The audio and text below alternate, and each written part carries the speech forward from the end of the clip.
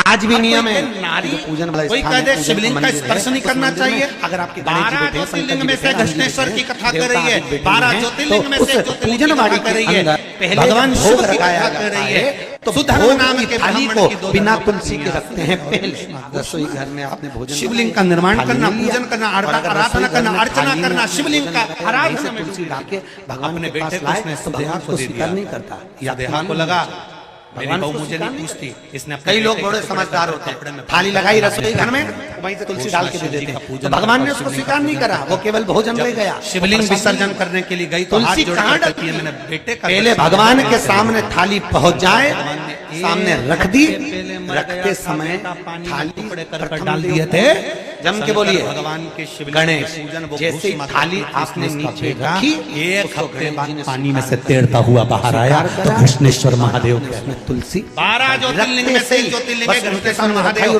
जो भूषमा नाम की नारी भगवान शंकर की उसको आराधना स्वीकार कर लिया। पिता और अगर वो थाली में परमात्मा आप तुलसी डालकर लेकर दोनों आए एक हो ऐसे तो होते उसको हैं गणेश स्वीकार नहीं जो करे, बेटी और का गणेश ने चेहरा अगर स्वीकार देखकर नहीं करा तो पहचान जाते 33 हैं करोड़ कि देवी इसको देवता तकलीफ कोई क्या उसको है। स्वीकृति नहीं दे। इसको दुख क्या चल रहा है, इसको कष्ट क्या है, इसको तकलीफ क्या दुख है इसकी जिंदगी में, एक पिता जान जाता है। लोग कहते हैं कि बेटी की विदाई में सबसे ज्यादा माँ रोती है, पर शिव महापुराण की कथा कहती है कि बेटी की विदाई में जितना बाप रोता है उससे ज्यादा दुनिया में कोई नहीं रोता है। बेटी की विदाई में जितना रोता है वो बाप रोता है, बेटी की विदाई में जितना रोता है वो पिता रोता है। रात्रि के दिन, रात्रि को 12 बजे शंकर भगवान पर एक धतूरा चढ़ा दो, आधे घंटे तक धतूरा चढ़े रहने दो और आप श्री शिवाय नमस्तुभ्यम का जाप करो। जिस शंकर जी पे धतूरा चढ़ा है उस मंदिर के बाहर बैठकर कौन सा मंत्र जपना है? श्री शिवाय नमस्तुभ्यम, श्री शिवाय नमस्तुभ्यम का स्मरण करिए।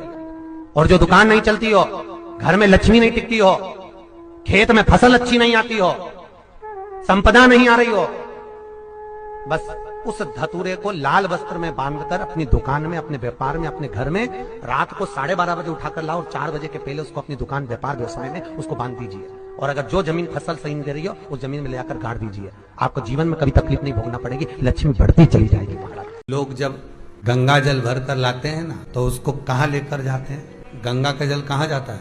रामेश्वरम। क्यों जाता है? किस लिए लाते हैं? गंगोत्री से जल भरा, रामेश्वरम लेकर जाएंगे, वहां जल छोड़ेंगे। कारण क्या है? स्कंद पुराण कहती है जब गंगोत्री से जल भरकर गंगा का जल रामेश्वरम के लिए जाता है और जो परिवार का जीव इस जल को लेकर जाता है, कहते हैं जितने कदम चलकर, जितने अब तो ये ट्रेन, गाड़ियां, बस सब चल गई, पर जितने कदम, जितने भाव से उसको लेकर जाया जाता है उतनी ही सुख का भान उसके लिए बैकुंठ का हो जाता है। वो जीव बैकुंठ के मार्ग को सुलभ करता हुआ जाता है। फूल की माला पहनोगे अहंकार पीछे पड़ जाएगा, अभिमान पीछे पड़ेगा। फूल की माला पहनोगे तो अहंकार, अभिमान पीछे पड़ जाएगा। सोने की माला पहनोगे तो चोर पीछे पड़ जाएगा।